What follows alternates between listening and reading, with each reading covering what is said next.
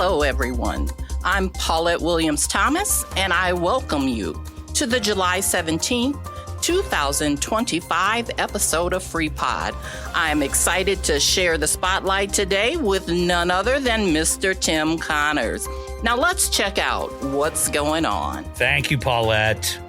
The Freeport City Council has approved bids and engineering contracts to continue the westward water main expansion to provide city water to existing buildings on West Stevenson Street that are within city limits but do not yet have the capability to connect to city water. This includes 11 residential units, 1 commercial unit, an agricultural hydroponics school at Highland Community College, and 2 farm fields, one of which is owned by the Freeport School District. All are within city limits. The city is responsible for supplying water and wastewater services to residents and businesses, no matter the location, within city limits, as the city's infrastructure is the responsibility of the city. At this time, the closest water main to the furthest west organization is approximately 2,100 feet away. This creates a dangerous situation for fire suppression. This project would help to install 7 total fire hydrants and provide sufficient volume and flow for occupied structures. It would also fix a 25-year gap of fire suppression in this corridor. The city also confirmed that Freeport has received a clean, unmodified audit opinion, which is the highest opinion that can be used. The services of Lauterbach and Ammann were contracted for the audit, which is required by Illinois statutes and follows generally accepted accounting principles. The city is also reminding residents that road work continues on Carroll Avenue, Cleveland Street, and Blackhawk Avenue, and has also begun near the intersection of Stevenson Street and Park Boulevard. More work is scheduled and will be reported as those projects begin. In addition, Phase 4, which is the last phase of the lead service line replacement program, is about to get underway with approximately 400 homes on the list for completion. This project will also create road detours. As a reminder, construction areas are reopened at the end of each day so that residents in these areas are able to pull in and out of their driveways during construction. Delays may occur, and it may sometimes take longer to maneuver in those areas. Signage gives crews the proper space and safety to work, and ignoring them could result in injury, project problems, and more. Please pay attention to and obey signs for everyone's safety. In other city news, remember that the City of Freeport is hosting an electronic recycling event this Saturday, July 19th at the Stevenson County Fairgrounds from 8 a.m. to 2 p.m. Freeport residents can bring up to 3 items with monitors. This includes TVs, laptops, computer screens, and smartphones. Other accepted items within any limit include keyboards, computer towers, speakers, printers, and fax or copy machines. Appliances will not be accepted. This recycling event is only for Freeport residents, and attendees will be required to present a Freeport ID before dropping off their items. This collection is another step toward ensuring the community is free of illegal dumping, and the city appreciates all who participate in accomplishing that objective. Highland Community College has announced that trustee Shawn Boldt has been elected Vice President of the Illinois Community College Trustees Association. This statewide organization represents all 48 community college districts and more than 400,000 students across Illinois. His election took place during the ICCTA's annual convention held in early June in Bloomington, Illinois. Boldt's election to this prominent role continues a strong legacy of leadership and advocacy on behalf of community colleges at both the state and national levels. In his new role, Boldt will support and collaborate with trustees from every Illinois community college. As vice president, he is now in line to serve as the association's president in 2026. In addition to his new role at the Illinois Association, Boldt also serves as Central Region Director of the National Association of Community College Trustees, representing institutions in 10 states and parts of Canada. Congratulations, Shawn. Vehicle owners arrested for driving offenses in Stephenson County outside city limits now can have their cars towed immediately from the scene by sheriff's deputies. A new law took effect in early July, which is costly for those arrested for DUI, driving with a suspended license, and drug and weapons charges, among others. If towed, it would cost owners $350 to get their vehicles back, plus the tow fee and any storage fees the company charges. Offenders can request a hearing to determine if the tow was legally done. Stephenson County Sheriff Steve Stovall said the tow law is long overdue and hopes that it may help deter vehicle owners from driving if they know an arrest could take their vehicle away. Tow costs were previously paid by the Sheriff's Department. Maybe lions and tigers, but definitely bears. There have been multiple sightings of a black bear in Jo Daviess and Carroll counties, and residents are reminded that these are wild animals and can be dangerous. According to the Illinois Department of Natural Resources, the bear has been seen over several weeks in the area of Mississippi Palisades State Park and more recently in private land south and east of Galena. People should avoid direct encounters with the bear and check their property for food sources like bird feeders, grills, garbage cans, and dog food. Once a bear finds a food source, it often returns, so prevention is key. Bears should never be proactively fed or approached, and if encountered, folks should give the animal space and back away slowly and quietly. The Illinois Department of Natural Resources has more information on their website about how to live responsibly with bears, and bear sightings in Illinois can be reported online. The Freeport Park District is hosting their annual Pool-A-Palooza this Saturday, July 19th, from 6 o'clock to 8 o'clock p.m. at the Reed Park Family Aquatic Center. There will be music, games, and prizes to celebrate summer for everyone in the family. Admission fees and rules apply, and participants 12 years and younger must be accompanied by a parent or legal guardian. The Northwest Illinois Audubon Society invites the public to join them in a fun, free, family-friendly afternoon to enjoy the many butterflies found at the Elkhorn Creek Biodiversity Preserve next Saturday, July 26th, from 1 o'clock to 5 o'clock p.m., with tours on the hour from 1 o'clock to 4.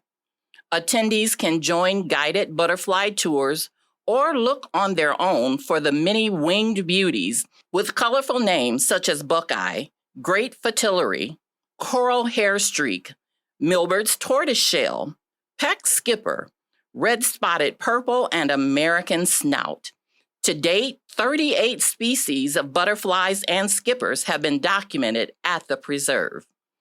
Illinois Butterflies and Moth Pocket Guides will be distributed at no charge while supplies last.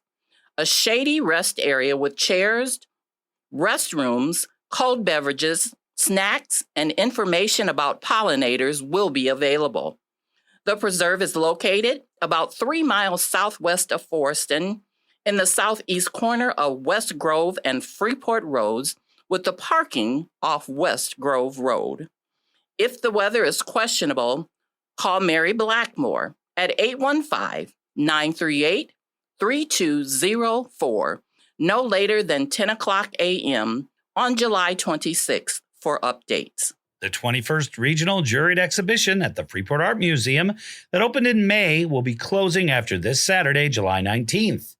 The annual exhibit features 40 works selected from over 230 Midwest submissions from both emerging and established artists working in a variety of contemporary styles and media. The museum is open until 5 o'clock today, 10 o'clock to 5 o'clock tomorrow, and noon to 5 o'clock on Saturday, and is located at 121 North Harlem Avenue in Freeport. German Valley will host its 50th anniversary of German Valley Days, beginning tomorrow, Friday, July 18th, and continuing through Sunday. Activities and events include 5K and 10K runs, a wiffle ball tournament, and a performance by Braden and Bailey Fyock Saturday night, as well as fireworks at Lake Balto. To get around the community, the popular German Valley Historic Trolley Tour is back for a third year with a real trolley to tour you through German Valley. Tour times Saturday morning are 9:30, 10:30, and 11:30, and tickets are $5 per person for this journey through time with fascinating stories and updated local history. The German Valley Museum also proudly presents artwork by talented children and adults from German Valley and the surrounding area. Tomorrow, July 18th, from 6 o'clock to 8 o'clock p.m., and Saturday, July 19th, from 10 o'clock a.m. to 6 o'clock p.m. at the German Valley Museum Complex. Admission is free, although donations are appreciated. For more information, head to www.germanvalleydays.com. Representatives for Freeport were happy to visit with the many people that stopped at our table last Saturday at the Stevenson County Farmers Market. Our visitors were eager to learn more about Freeport as a good source for what's happening in the area, what's available for their kids, and how to become an engaged member of the community.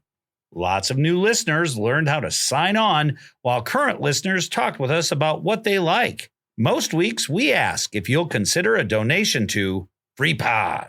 But one of the best things you can do for Freeport is to spread the word about us. Too many people still don't know we exist. And when you tell them about Freeport, please get out your phone and show them how to find us on our website, the website of our NPR partner, WNIJ in DeKalb, or a podcast platform that they like. We find it helps lots of folks to have someone walk them through the process of finding our podcasts and scripts. We love hearing from our listeners, so send us your thoughts about how we can grow. Thank you all, both current and new listeners. In the week ahead, we're looking forward to the Highland Community College Big Band conducted by Bill Peterson, performing tonight at 6:30 as part of Music on Debate Square concert series. The music starts at 6:30 p.m. in Debate Square, located between the Freeport Public Library and the Union Dairy. The show lasts about an hour and is free, but donations are accepted and appreciated. Bring a lawn chair and arrive early to get a good spot. If you're hungry tomorrow or Saturday, the Cub Foods Brat stand this weekend will be run by the Freeport Phantoms football and cheer squad. They'll be there both Friday and Saturday from 11 o'clock a.m. to 5 o'clock p.m. to serve brats, burgers, hot dogs, and ribeye sandwiches. If you're hungry and feeling peachy keen on Saturday, grab a 25-pound box of Freestone peaches for just $55 at the Indian River Direct Super Sweets Peach Truckload sale at the Stevenson County Fairgrounds from 10 o'clock to 11:30 a.m. Boxes typically contain 40 to 60 peaches, depending on size. You can also still get in on FHN's Healthy Heart Hustle 5K on Saturday for some healthy heart fun that will help raise funds to support the FHN Cardiopulmonary Department. Registration for the timed race and a 1-mile victory lap for alumni, kids, and families starts at 7 o'clock a.m. at the FHN Family Healthcare Center at Burchard Hills. For more information, visit the FHN website at www.fhn.org. On Sunday, July 20th, don't miss the Music Under the Stars concert by the Freeport Concert Band at 7 o'clock p.m. at the Koenig Amphitheater in Crape Park. This week's performance will be conducted by Scott Stitch, Michelle Stubby will be this week's vocalist, and Terry Flanagan will be featured on trumpet. Then on Monday, July 21st, come to the Freeport Public Library at 6:30 p.m. for a free armchair tour through the heyday of Illinois, small towns, when the culture of Main Street was the culture of America. Presenter John Lynn has visited and photographed all 2,400 of the small towns and villages on the Illinois State Road Map. Listen to some great stories, see pictures of far-flung Illinois, and enjoy a cool space at the library on a hot July evening.